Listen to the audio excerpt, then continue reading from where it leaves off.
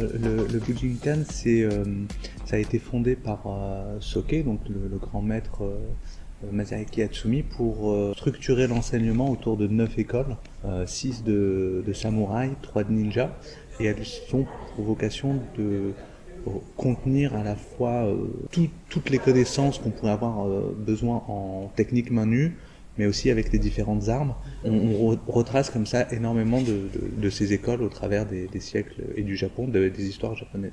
Donc il y a beaucoup de ce que l'on fait, de ce que l'on pratique qui hérite directement de ces écoles, dont par exemple les postures, les techniques, la compréhension des blocages, des projections aussi, des coups de pied.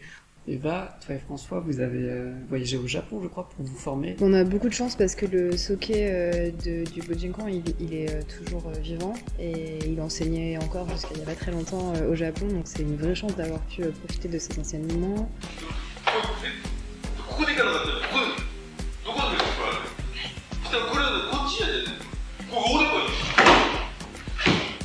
Et c'est une chance parce que ça permet de voir comment est-ce que les Japonais bougent.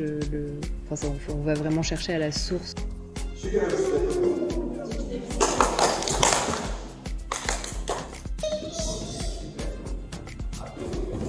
Attention, je vais taper des mains, ce sera les genoux devant, plus haut.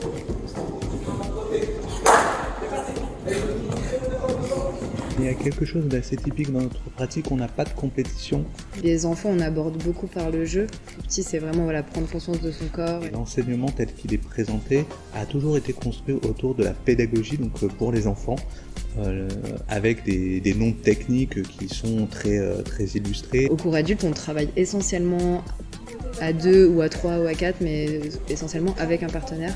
Il y a une infinité de choses à apprendre et ça peut prendre toute une vie, donc je trouve que c'est très bien.